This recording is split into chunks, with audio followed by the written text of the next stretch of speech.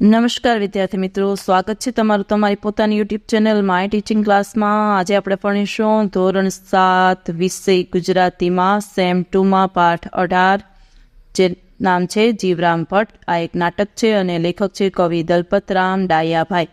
ચાલો વિદ્યાર્થી મિત્રો, સ્વાધ્યાયપોથી પૂરીશું, સરસ અક્ષરે લખતે જાઓ તેવી તમને બધાને શુભેચ્છા। પ્રશ્ન નંબર 1 છે, સાચો વિકલ્પ શોધીને તેનો ક્રમ અક્ષર સામે ચોરસમાં લખો। જીવરામ ભટ્ટ પાઠમાં એ ચતુરાઈની વાત છે। બીજું, સુરદાસજી કાગળ વાંચે છે, અહીં સુરદાસ એટલે સી, અંધત્વની વાત છે। ત્રીજું, તેની તદબીરો ઘણી હોય એટલે એમાં આવશે સી, તેમની પાસે ઘણી યુક્તિ હોય। ચોથું, જીવરામ ભટ્ટ પાઠ કયા નાટકનો અંશ છે, તેમાં લખો બી, મિથ્યાભિમાન। પાંચમું, જીવરામ ભટ્ટ પાઠના લેખકનું નામ, તો એમાં આવશે ડી, દલપતરામ। પ્રશ્ન પહેલો, નીચેના પ્રશ્નના ઉત્તર 1-2 વાક્યમાં। બીજા પ્રશ્ન છે, એમાં લખો 1-2 વાક્યમાં ઉત્તર। પેલું, જીવરામ ભટ્ટ પોતે રાત્રે શું લખી રહ્યા હોવાનું કહે છે, તો લખો જવાબ, જીવરામ ભટ્ટ પોતે રાત્રે પુસ્તક લખી રહ્યા હોવાનું કહે છે। બીજું, જીવરામ ભટ્ટ ગંગાને પોતે કેટલી આંગળીઓ જોઈ હોવાનું કહે છે, તો લખો, જીવરામ ભટ્ટ ગંગાને પોતે 3 ઊભી અને 2 વાળેલી એમ કુલ 5 આંગળીઓ જોઈ હોવાનું કહે છે। 3 ઊભી અને 2 વાળેલી એમ કુલ 5 આંગળી જોઈ લેવાનું કહે છે, જોઈ હોવાનું કહે છે। ત્રીજું, કેવા વૃક્ષોને માણસ નમે છે, તો લખો, ફળવાળા વૃક્ષોને ગુણવાન માણસો નમે છે। ચોથું, જીવરામ ભટ્ટ શાની હોડ કરવાનું કહે છે, તો લખો, જીવરામ ભટ્ટ 100 રૂપિયાની હોડ કરવાનું કહે છે। પાંચમું, પોતાની ભૂલ કોણ નથી કબૂલ કરતા, તો લખો, અભિમાની મનુષ્યો પોતાની ભૂલ મનમાં સમજતા હોવા છતાં કબૂલ કરતા નથી। ત્રીજો પ્રશ્ન, નીચેના પ્રશ્નના ઉત્તર લખો, એમાં લખો, જીવરામને બીજો કાગળ આપ, આવો રઘનાથ સોમનાથને શા માટે કહે છે, લખો, જીવરામ ભટ્ટ રતાંધતા રાત્રે દેખી શકતા નથી, આ હકીકત છુપાવવાનો એ સતત પ્રયત્ન કરતા રહે છે। સોમનાથે જીવરામ ભટ્ટને વાંચવા આપેલા કાગળના અક્ષરો ઝીણા હતા, જીવરામ ભટ્ટ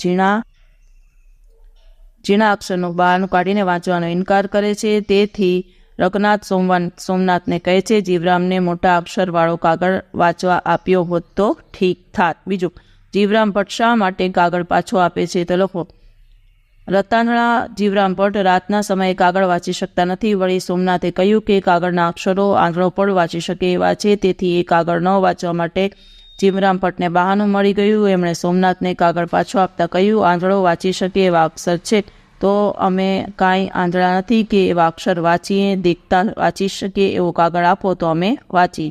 ત્રીજું, ગંગાએ બતાવેલી આંગળીઓ 5 છે એવું જીવરામે કહ્યું, છતાં ખોટા કેમ ન પડ્યા, લખો, જીવરામ ભટ્ટને 3 આંગળીઓ બતાવવા માટે ગંગાએ 2 આંગળીઓ વાળી દીધી હતી। જીવરામ ભટ્ટ કહે છે કે તેમણે 3 ઊભી આંગળીઓ જોઈ અને બીજી 2 વાળેલી જોઈ, આમ ગંગાએ બતાવેલી આંગળીઓ 5 છે એમ કહેવા છતાં તે ખોટા ન પડ્યા। ચોથો પ્રશ્ન છે, ગંગા અને સોમનાથ જીવરામ ભટ્ટને જ્યારે નીચે આપેલા પ્રશ્ન પૂછે ત્યારે જીવરામ ભટ્ટ તેના શો ઉત્તર આપે છે, તો લખો, પહેલામાં, જીવરામ ભટ્ટ તમે અમને દેખો છો, લખો, કેમ નહીં દેખતા હોઈએ, કોઈ આંધળા વાંધળા છીએ કે શું? બીજું, તમે અત્યારે કાગળ વાંચી શકો છો ખરા, તો લખો, અત્યારે અમે રાત્રે પુસ્તક લખીએ છીએ, તે કેમ લખાતું હશે? ત્રીજું, જીવરામ ભટ્ટ આ કેટલા આંગળા છે કહો જોઈએ, એમાં શું કહેવાનું છે? 5 છે। ચોથું, વારું આ કેટલી આંગળીઓ છે કહો, આ 1, 2, 3 અને 4 છે। ચાલો હવે 5મો પ્રશ્ન છે, વિધાનો કોણ બોલે છે અને શું કહેવા માંગે છે, તે દેખે છે એનો બાપ। જીવરામ ભટ્ટ રતાંધળા છે, એ રાત્રે જોઈ શકતા નથી, કાગળ તો શું પણ અત્યારે મોતી વીંધે છે, તો રંગલો કટાક્ષમાં કહે છે કે તેમની આંખો મોતી પોરવી શકે તેવી તેજસ્વી છે। સૂકું લાકડું કે મૂર્ખ કદી નમે નહીં, મિથ્યાભિમાન માણસ પોતાની ભૂલ ક્યારેય કબૂલ ન કરે। ચોથું, જોજો ભાઈઓ, સુરદાસજી કાગળ વાંચે છે, તો લોકો, હિન્દીના પ્રખ્યાત કવિ સુરદાસ અંધ હતા, તેથી અંધજનોને સુરદાસ કહેવાનો રિવાજ છે। રંગલો એમ કહેવા માંગે છે કે આંધળો માણસ કાગળ વાંચે છે। ચલો, છઠ્ઠો પ્રશ્ન, જોડણી સુધારો। ચાલો, સૂકું, સકડાસ, રૂપિયા, વિચિત્ર, જાદુગર અને અંગૂઠો।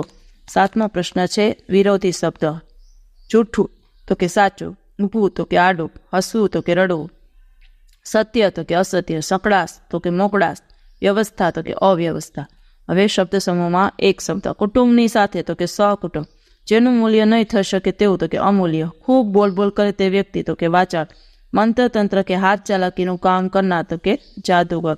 હવે 9મો છે, ક્રિયા વિશેષ શોધીને ખાલી જગ્યામાં લખો। ચાલો, પહેલામાં આવશે મૂંગા, બીજામાં આવશે અંદર, ત્રીજામાં આવશે બહાર, ચોથામાં આવશે ક્યારેક, 5મામાં આવશે ધીમેથી। ચાલો, 10મો પ્રશ્ન છે, રેખાંકિત વિશેષણોને ખાનામાં લખો. ગુણવાચક તેમાં આવશે 4. નંબર આપવાના છે આપણે. પ્રકારના ખાના ચોરસના સંખ્યાવાચક તો એમાં 1, ક્રમવાચક તો કે 2 અને પરિમાણવાચક તો એમાં આવશે 3.